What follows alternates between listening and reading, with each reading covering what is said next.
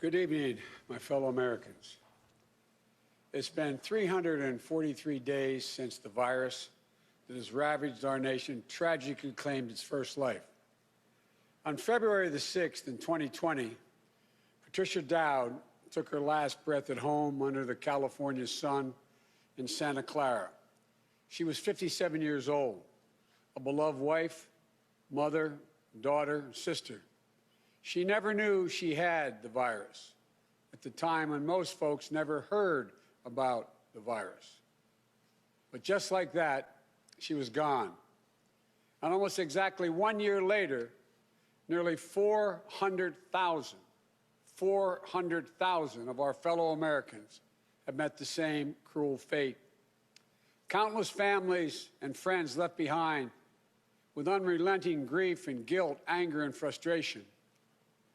And the emptiness felt by the loss of life is compounded by the loss of our way of life. During this pandemic, millions of Americans, through no fault of their own, have lost the dignity and respect that comes with a job and a paycheck. Millions of Americans never thought they'd be out of work. Many of them never even envisioned the idea, are facing eviction, waiting for hours in their cars to feed their families as they drive up to a food bank. Millions have kept their jobs but have seen their hours and paychecks reduced, barely hanging on as well. That's happening today in the United States of America.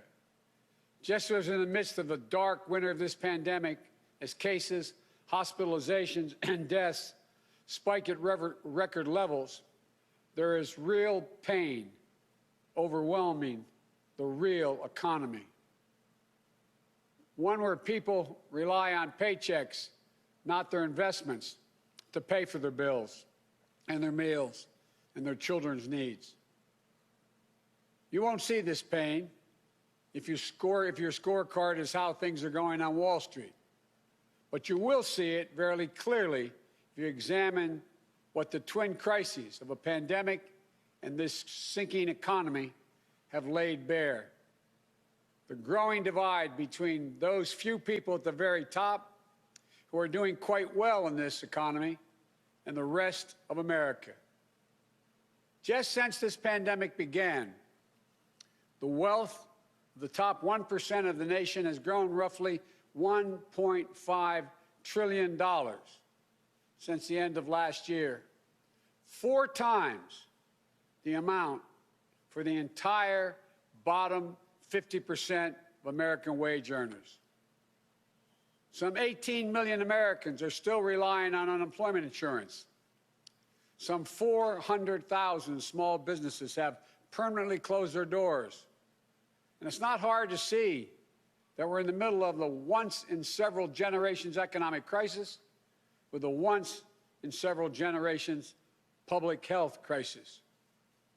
The crisis of deep human suffering is in plain sight, and there's no time to waste. We have to act, and we have to act now. This is what economists are telling us. More importantly, it's what the values we hold dear in our hearts as Americans are telling us. A growing chorus of top economists agree that the moment of crisis, in this moment of crisis, with interest rates at historic lows, we cannot afford inaction. It's not just that smart fiscal investments, including deficit spending, are more urgent than ever. It's that the return on these investments in jobs, racial equity, will prevent long-term economic damage, and the benefits will far surpass the cost. A growing number of top economists has shown even our debt situation will be more stable, not less stable, if we seize this moment with vision and purpose. And so tonight, I'd like to talk to you about our way forward, a 2-step plan of rescue and recovery, a 2-step plan to build a bridge to the other side of the crisis we face to a better, stronger, more secure America. Tonight, I'll lay out my first step, the American Rescue Plan that will tackle the pandemic and get direct financial assistance and relief to Americans who need it the most. Next month, my first appearance before a joint session of Congress, I will lay out my Build Back Better recovery plan. It'll make historic investments in infrastructure, that Build Back Better plan. Infrastructure, manufacturing, innovation, research and development, and clean energy. Investments in a caregiving economy and in skills and training needed by our workers to be able to compete and win in the global economy of the coming years. Moody's, an independent Wall Street firm, said my approach will create more than 18 million good-paying jobs. Our rescue and recovery plan is a path forward with both seriousness of purpose and a clear plan, with transparency and accountability, with a call for unity that is equally necessary. And unity is not some pie-in-the-sky dream. It's a practical step to getting the things we have to get done as a country get done together. As I said when it passed in December, the bipartisan COVID-19 relief package was a very important first step. And I'm grateful for the Democrats, Republicans, and independent members of Congress who came together to get it done. But I said at the time, it's just a down payment. We need more action, more bipartisanship, and we need to move quickly. We need to move fast. Our rescue plan starts aggressively in order to speed up our national COVID-19 response. The vaccines offer so much hope, and we're grateful to the scientists and researchers and everyone who participated in the clinical trials. We're also grateful for the rigorous review and testing that has led to millions of people around the world already being vaccinated safely. But the vaccine rollout in the United States has been a dismal failure thus far. Tomorrow, I will lay out our vaccination plan to correct course and meet our goal of 100 million shots at the end of my first 100 days as president. This will be one of the most challenging operational efforts we have ever undertaken as a nation.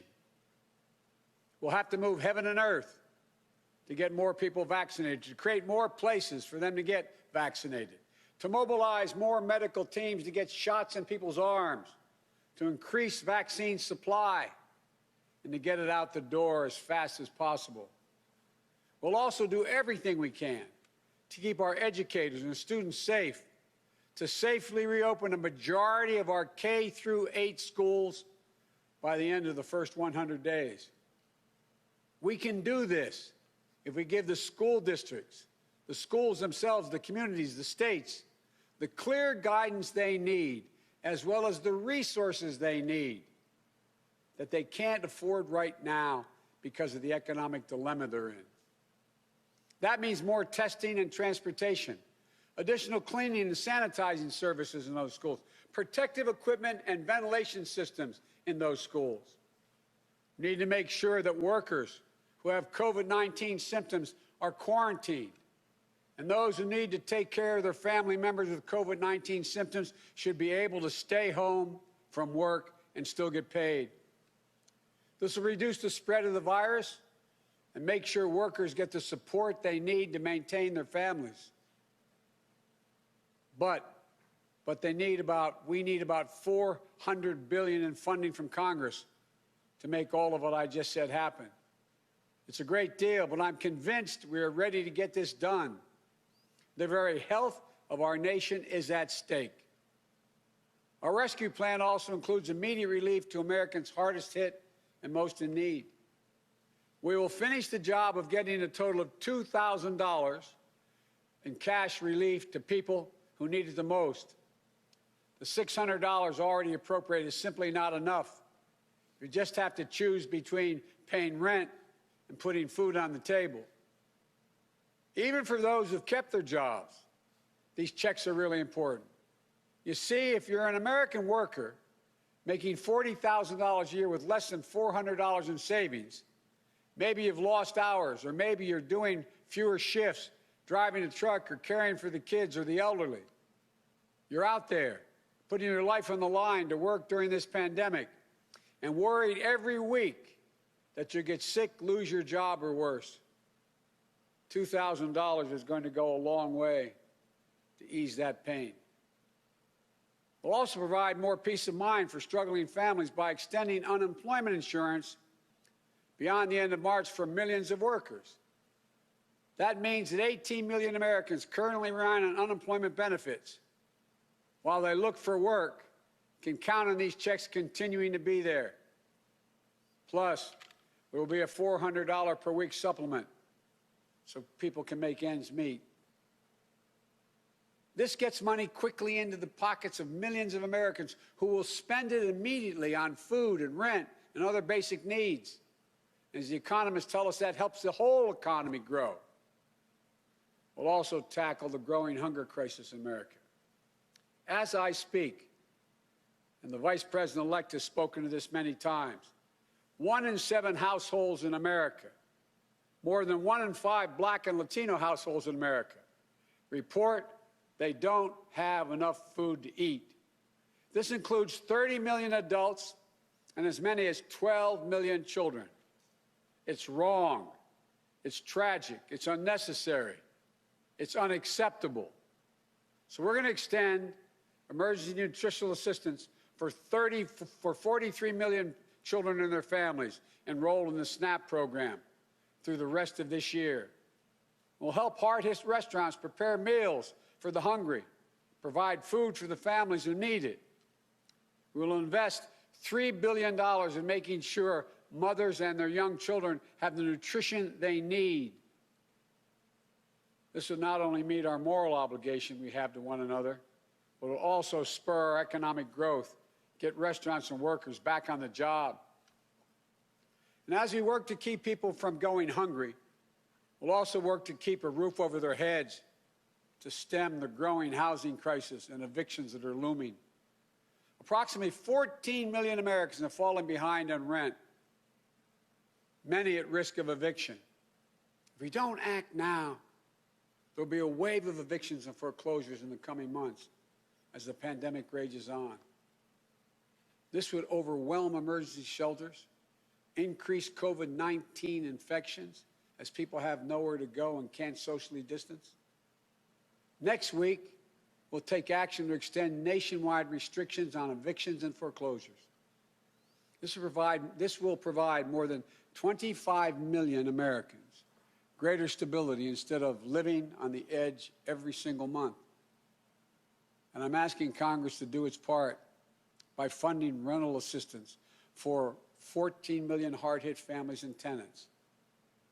It will also be a bridge to economic recovery for countless mom-and-pop landlords. These crises are straining the budgets of states and cities and tribal communities that are forced to consider layoff and service restrictions of the most needed workers. It means that people putting their lives at risk are the very people now at risk of losing their jobs.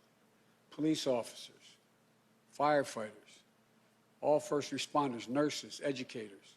You know, over the last year alone, over 600,000 educators have lost their jobs in our cities and towns.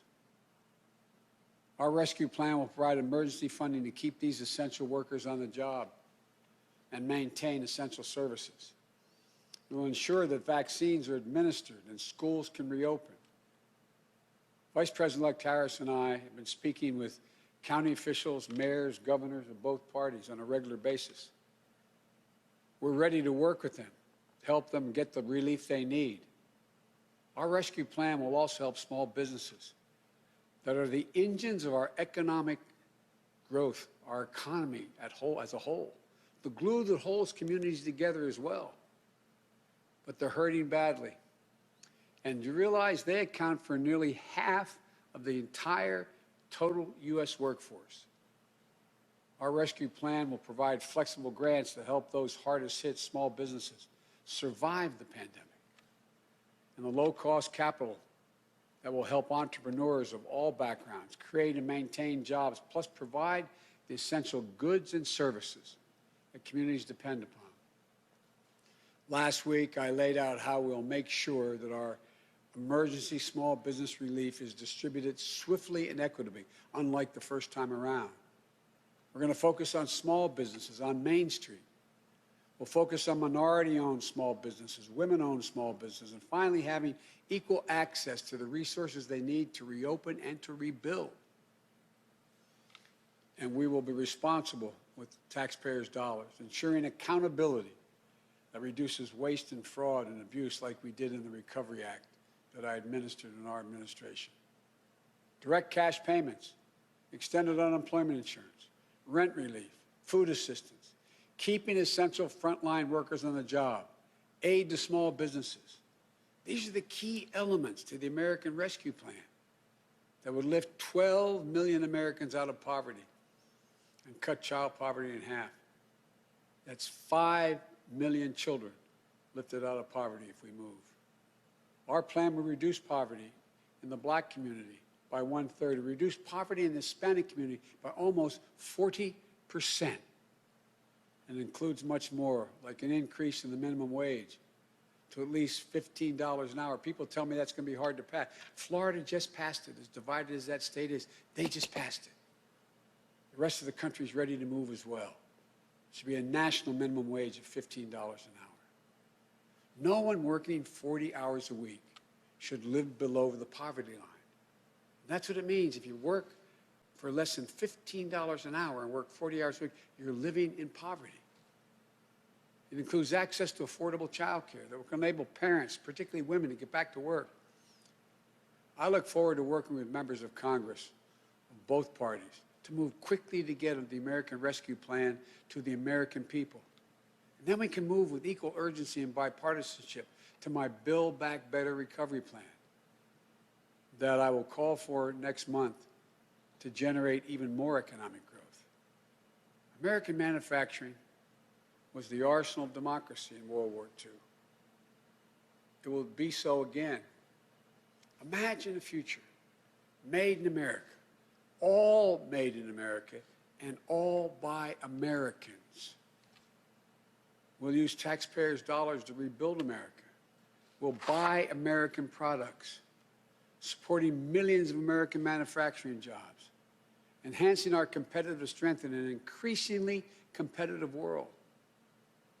Imagine historic investments in research and development to sharpen America's innovative edge in markets where global leadership is up for grabs, markets like the battery technology, artificial intelligence, biotechnology, clean energy. Imagine confronting the climate crisis with American jobs and ingenuity leading the world.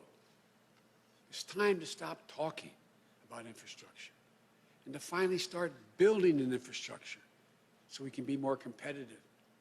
Millions of good-paying jobs that put Americans to work rebuilding our roads, our bridges, our ports, to make them more climate resilient, to make them faster, cheaper, cleaner, to transport American-made goods across our country and around the world. That's how we compete. And imagine millions of jobs in a caregiving economy to ease the financial burden of caring for young children and aged loved ones. Let's make sure our caregivers, mostly women, women of color, immigrants, have the same pay and dignity that they deserve. So we can do these bold, practical things now. You know, I know what I just described does not come cheaply, but failure to do so will cost us dearly. The consensus among leading economists is we simply cannot afford not to do what I'm proposing. Independent, respected institutions from around the world, from the Federal Reserve to the International Monetary Fund, have underscored the urgency. Even Wall Street firms have reinforced the logic. If we invest now boldly, smartly, and with unwavering focus on American workers and families, we will strengthen our economy, reduce inequity, and put our nation's long-term finances on the most sustainable course. And where we're making permanent investments, recurring investments, as I said in the campaign trail, we will pay for them by making sure that everyone pays their fair share, not punishing anybody. We can do it without punishing a single person by closing tax loopholes for companies that ship jobs overseas, or to allow American companies, 90 of them, the top Fortune 500, to pay zero in federal income taxes, asking everyone to pay their fair share at the top so we can make permanent investments to rescue and rebuild America. It's the right thing for our economy. It's the fair thing. It's the decent thing to do. We not only have an economic imperative to act now, I believe we have a moral obligation. In this pandemic, in America, we cannot let people go hungry. We cannot let people get evicted. We cannot watch nurses, educators, and others lose their jobs. We so badly need them. We must act now and act decisively. My fellow Americans, the decisions we make in the next few weeks and months are going to determine whether we thrive in a way that benefits all Americans, or that we stay stuck in a place where those at the top do great, while economic growth for most everyone else is just a spectator sport, and where American prospects dim, not brighten. These investments will determine whether we reassert American leadership and outcompete our competitors in a global economy. We're better equipped to do this than any nation in the world. Or that we watch them catch up and pass us by. Together, I know which path we'll choose. And that includes all Americans, so we can own the 21st century. But even with all these bold steps, it's going to take time to get where we need to be. There will be stumbles, but I will always be honest with you about both the progress we're making and what setbacks we meet. And there will, and here's the deal, the more people we vaccinate, the faster we do it, the sooner we can save lives and put this pandemic behind us and get back to our lives and our loved ones. And the sooner we can rescue and rebuild the American economy, the biggest and most profitable engine in the world. I know it's been nearly a year that tested us beyond measure. For all of you who have lost someone, my heart goes out to you. I know that feeling looking at that empty chair across the table. All of you who've fallen on hard times. I know you can never get back what you lost, but as your president, I know that every day matters and every person matters. From the very first to the nearly 400,000 lost American souls and counting, to the millions of you just looking for a fighting chance in this economy, I promise you, we will not forget you. We understand what you're going through. We will never, ever give up. And we will come back. We'll come back together. Well, we didn't get into all this overnight. We won't get out of it overnight. And we can't do it as a separated and divided nation. The only way we can do it is to come together as fellow Americans, as neighbors, as the United States of America. And when we do, there's nothing beyond our capacity. I've said this many times. When America acts as one, there's never been a single thing we've been unable to do, no matter how consequential the issue has been. Out of all the peril of this moment, I want you to know, I give you a word, I see the promise as well. We've seen clearly what we face now. And I remain so optimistic about America. As optimistic as I've ever been. We have everything we need, but the will must be demonstrated. So come Wednesday, we begin a new chapter. The Vice President-elect and I will do our best to meet all the expectations you have for the country and the expectations we have for it. I'm confident. I am truly confident. Together, we can get this done and come out better off than when we went into this crisis. God bless you all, and may God protect our troops.